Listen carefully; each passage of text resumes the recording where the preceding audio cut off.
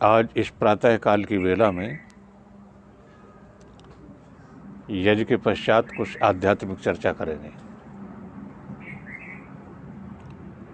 देखो, संध्या आप करती हैं रोजाना? सब करते हैं ना? और ये बताओ, संध्या में आपका मन लगता है? देखो, परमात्मा का ध्यान करना इतना अनिवार्य है, इतना आवश्यक है कि दुनिया के जितने भी कर्म हैं उन सब कर्मों में सबसे ज़्यादा अनिवार्य है, सबसे ज़्यादा आवश्यक है। हमारे ऋषियों ने ये कहा है कि यदि तुम्हें शौचालय में जाने की इच्छा हो रही है और तुम्हारे सामने दसियों काम पड़े हैं, तो दसियों काम को छोड़ करके पहले शौचालय में जाइए। यानी मल मूत्र के वेग को रोकना नहीं चाहिए, वरना बीमार हो जाता है आदमी। और दूसरी बात कहते हैं कि यदि तुम्हें भूख लगी है ना, और तुम्हारे काम पड़े हैं सैकड़ों काम कि ये भी करना है वो भी करना है, तो सैकड़ों काम छोड़ करके पहले भोजन कीजिए, क्योंकि समय पर भोजन नहीं करते तो वो भी लाभदायक नहीं होता। और तीसरी बात कहते हैं कि यदि संध्या का समय हो गया है और हजारों काम तुम्हारे सामने पड़े हैं कि ये भी करना वो भी करना, तो हजारों काम छोड़ करके पहले संध्या कीजिए। आगे समझ में? तो जब संध्या का समय होता है, प्रातःकाल और सायंकाल, तो दोनों समय में ये सोचना चाहिए कि समय पर, बिल्कुल निश्चित समय पर हमें संध्या में बैठ जाना है और संध्या करनी है, क्योंकि ये दुनिया का सबसे आवश्यक, जिसका विकल्प कोई है ही नहीं, यानी करनी ही करनी है। और ये देखो, हमारे ऋषि मुनियों ने बड़ी बड़ी संकट की घड़ियों में, बड़े बड़े आपदाओं में उन्होंने संध्या करनी नहीं छोड़ी। आप बड़े होकर के जब महाभारत पढ़ेंगे तो तुम्हें एक बात का पता चलेगा कि जिस समय महाभारत का युद्ध चल रहा था, कहाँ हुआ था महाभारत का युद्ध? कुरुक्षेत्र। और आपके पड़ोस में है, ये जिला कुरुक्षेत्र लगता है? अच्छा अच्छा। तो देखो, युद्ध के मैदान में लड़ते लड़ते अर्जुन को ये आभास हुआ कि कोई दुर्घटना हो गई, और उन्होंने श्री कृष्ण से कहा कि मेरा दिल धड़क रहा है, हृदय कांप रहा है, हो सकता है कुछ अनहोनी घटना हो गई। तो श्री कृष्ण ने कहा कि क्या हो सकता है, कि आप बताओ क्या हो सकता है। तो श्री कृष्ण समझ गए कि शायद अभिमन्यु मारा गया। तो अर्जुन ने कहा चलो रथ को उधर ले चलो जहां अभिमन्यु युद्ध कर रहा है, चक्रव्यूह की तरफ। और जब रथ दौड़ा है ना, तो श्री कृष्ण ने कहा कि चलो पहले शिविर में चलते हैं, यदि कोई ऐसी घटना हुई होगी तो शिविर में उसकी सूचना आ गई होगी। जब वो शिविर में बैठे तो वहाँ जितने भी लोग थे, चिकित्सक और वहाँ के सभी कार्यकर्ता, वो सब उदास बैठे हैं। श्री कृष्ण ने पूछा तो उन्हें बताया कि हाँ, सूचना आ गई है और अभिमन्यु समाप्त हो चुका है। तो श्री कृष्ण ने कहा कि चलो चक्रव्यूह की तरफ चलते हैं। देखो, उस समय श्री कृष्ण कहते हैं कि अर्जुन, संध्या का समय हो गया है,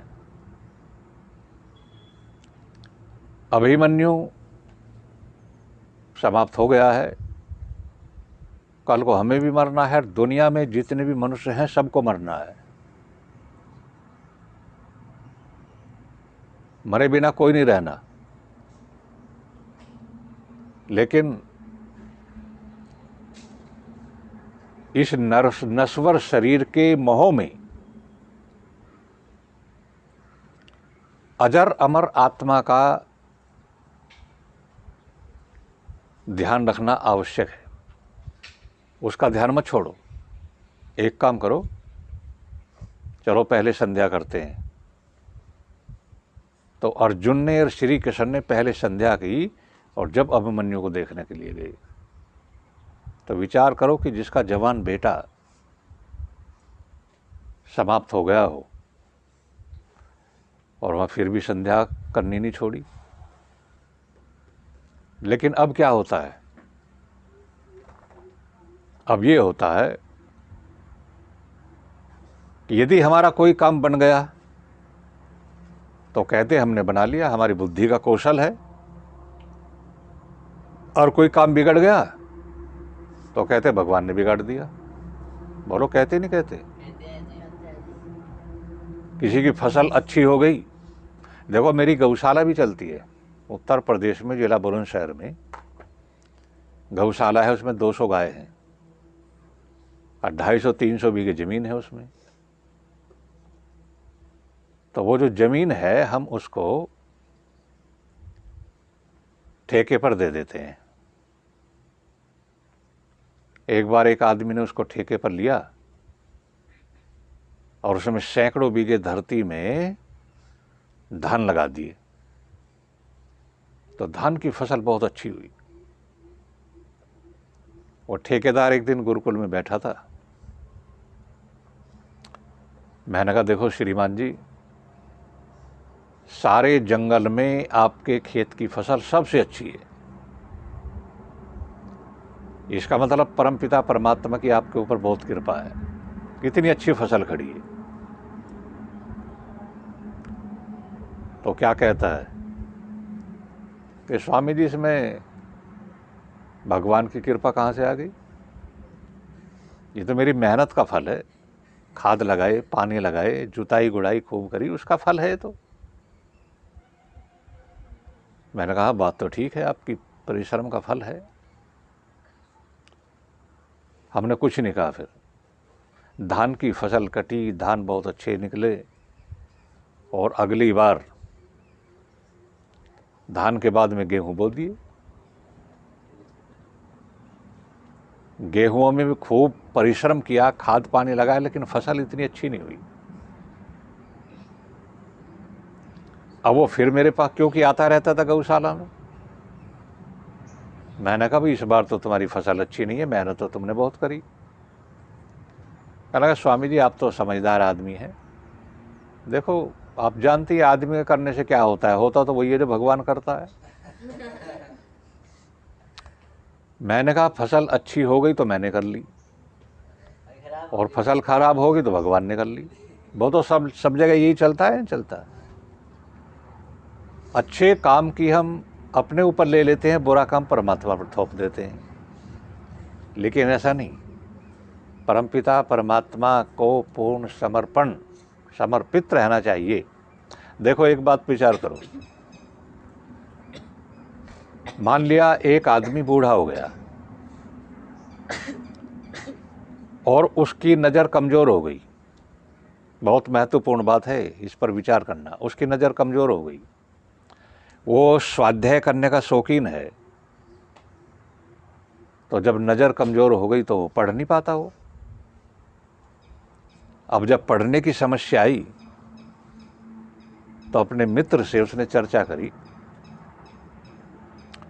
और मित्र से कहा कि भाई स्वाध्याय नहीं कर पाता मैं, तो आंखें कमज़ोर हो गई, अब क्या करूं?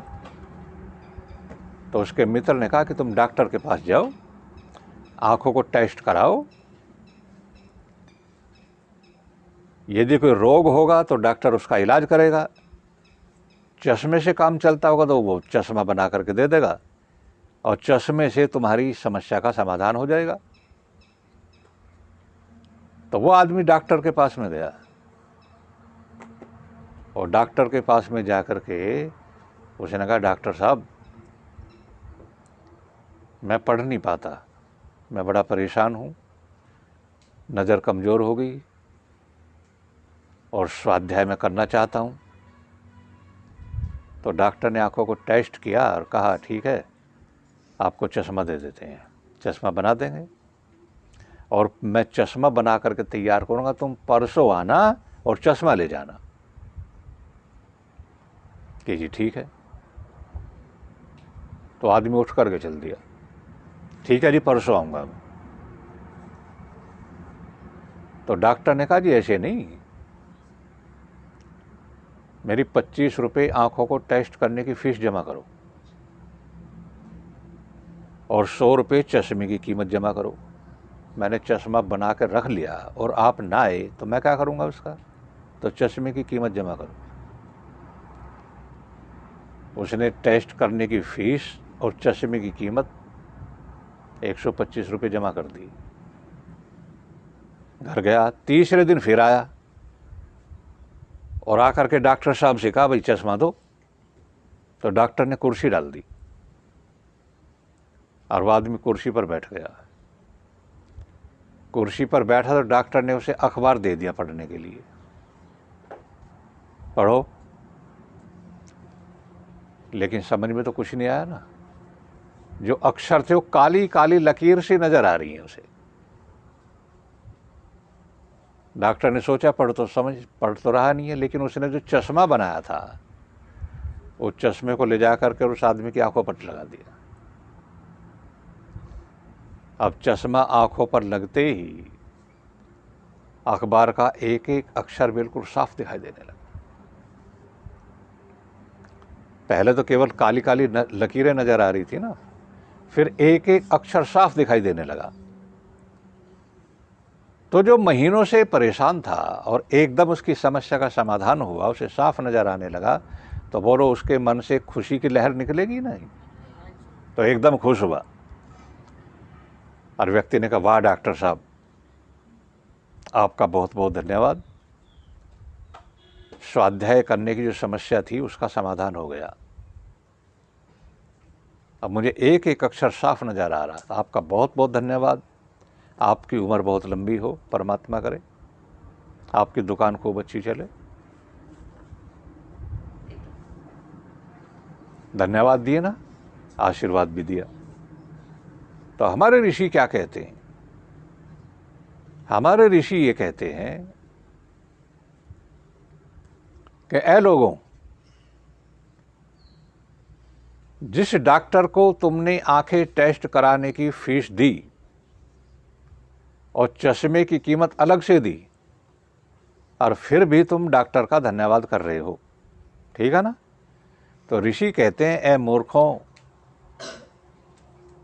जिस डॉक्टर ने चश्मे की कीमत ली, तो वो कहते हैं कि यदि कोई व्यक्ति पैसे लेकर के हमारा काम कर दे तो वो भी धन्यवाद का पात्र है।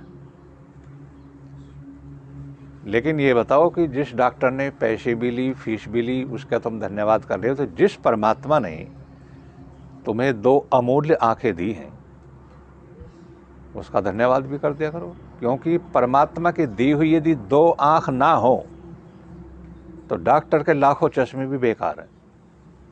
बोलो चश्मों का क्या होगा फिर, होगा भाई कुछ? यदि ईश्वर की दी हुई आंखें ना हो तो चश्मों का क्या होगा भाई? चश्मों की कीमत भी तो तभी है जब आंखें हैं। तो परमात्मा ने 2 आंखें दी हैं, उसका भी धन्यवाद करो। जब डॉक्टर का कर रहे हैं तो जिसने 2 आंखें बिना किसी कीमत के, बिना किसी फीस के 2 आंखें दी हैं, उसका भी धन्यवाद किया करो। तो इसलिए प्रातःकाल सायंकाल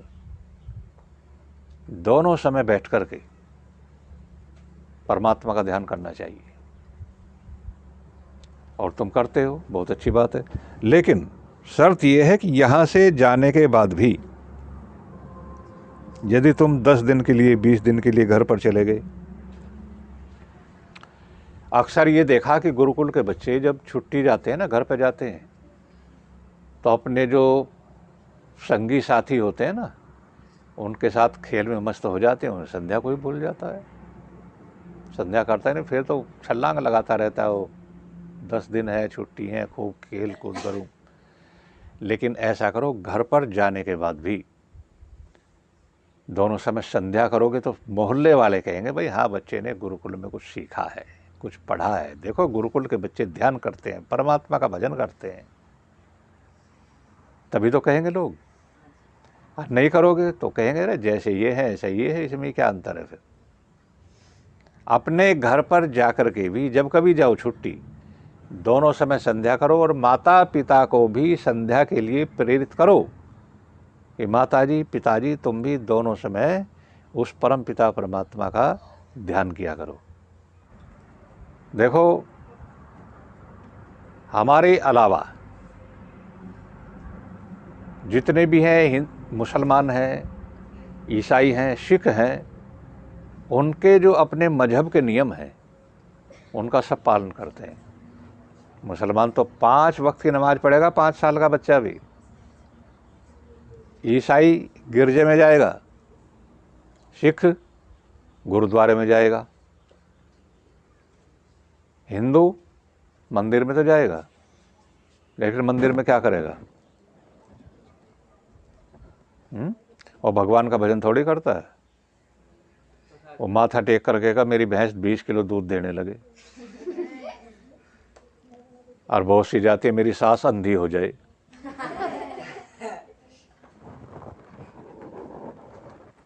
पड़ोसी का सत्यानाश हो जाए,